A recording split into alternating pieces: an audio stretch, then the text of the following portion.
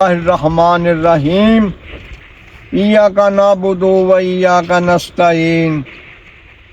शाह साहब माशाल्लाह देखो आह जनाब इनू ट्यूमर लगे देखो माशाल्लाह। आ देखो आलूआं दा रंग देखो माशाल्लाह माशाल्लाह। देखो ट्यूमर लगे आ देखो किन्ने क लगे ट्यूमर। जड़ा देखो इहदियां कितनियां कितनियां लम्मियां। आ वा एक पौधा छोटा जिहा ने पट्टिया तो उत्तों सूरत हाल देख लो, थल्ले सूरत हाल देख लो।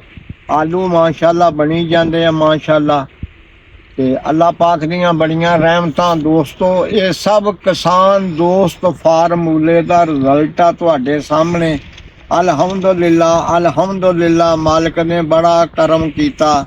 ते अल्हम्दुलिल्लाह ये एक छोटा जिहा पौधा असें अज पट्टिया, वड्डा पौधा पट्टण नूं दिल नहीं करदा भी करिए ते हले मजीद ये जिथे आलू लगने हैं ट्यूमर जेड़े बन रहे हैं हले होर माशाल्लाह माशाल्लाह। रंग ढंग देखो वेल दा। मेरे प्यारे किसान दोस्त फार्मूला अपनाओ ते एदा गंदल देखो तुसी आलू दी। आ देखो पौधे दा साइज ते देखो तना देखो माशाल्लाह कितना मजबूत आ कि कितनी रब दियां रहमतां। अज 45 दिन दे आलू हो गया जी साडे ते 45 दिन दा रिजल्ट माशाल्लाह तुसी देख लो। ते अल्हम्दुलिल्लाह जी अल्हम्दुलिल्लाह। अल्लाह पाक दियां बड़ियां मेहरबानियां ते सब किसान दोस्त फार्मूले दा रिजल्ट आ।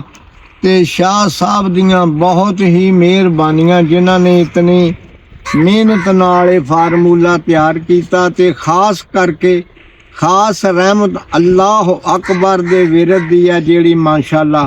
आ देखो ना जी 8-10 ट्यूमर माशाल्लाह इनू हैगे आ। ते अल्हम्दुलिल्लाह निज़ाम माशाल्लाह सोहना होगा अल्लाह पाक दी मेहरबानी नाल। अल्लाह शाह जी आप दुआवां च याद रखना। ते बहुत शुक्रिया बहुत शुक्रिया।